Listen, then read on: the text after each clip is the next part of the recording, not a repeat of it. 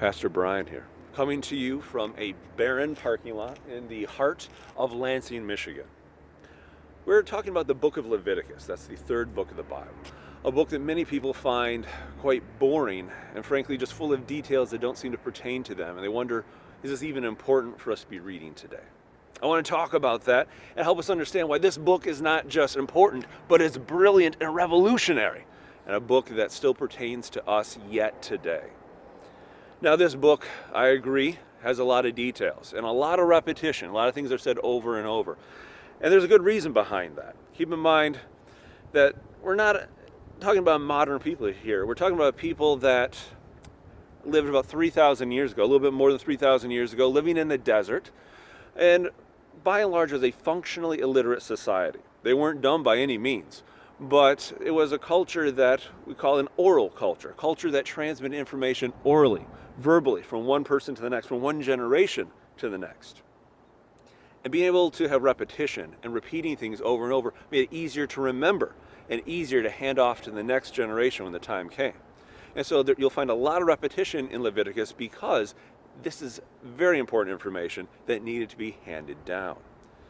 Now, what about all these details? Why is it so detail-oriented?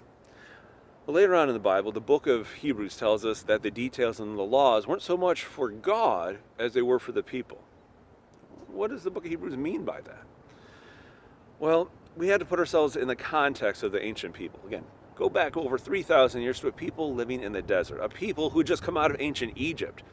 Exodus tells us that this was a mixed multitude, a variety of people from a variety of backgrounds, all of them, though, largely shaped by the Egyptian worldview, by a mindset of the Egyptian religious system. In this system, the gods were fickle.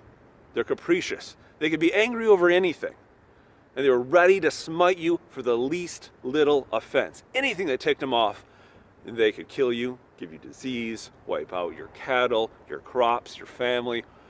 They were ready to act on anything that they saw as an offense, whether you meant it or not. And so, whether you knew it or not, you wanted to make sure that you kept the gods happy all the time. And details, knowing how to make the gods happy in detailed ways, was the way to have peace of mind. And so, this book is not starting from the perspective that we have of God, but it's coming from the ancient worldview, the ancient mindset of who God was and who they expected him to be. So God is starting from their ancient minds and introducing himself slowly, but the best way to introduce himself was from the perspective that they already had, and that was from a God that needed to be appeased in detail. And so, as Hebrews says, most of this isn't really for God. This is really for the people, to give them peace of mind and a comfort that they're in a good standing with God. Now let's zoom back out a little bit to the big picture of Leviticus. Now there's a constant phrase throughout this book, throughout all that minutia, that tells people to be holy. To be holy, be holy. And it says, be holy, because I'm your God, be holy, just like me. Now, we kind of take that for granted. We almost see it as a command, a heavy command from God to be holy. But really, in its context, in its day, this was an amazing concept of divine love. Because back then, keep in mind, life was cheap. People were disposable. People were victims of sickness and disease and violence. Life was fragile and very short, typically. And so you have a God here who's detailing the minutia of your life and those little details and saying, every little bit of your life, it matters.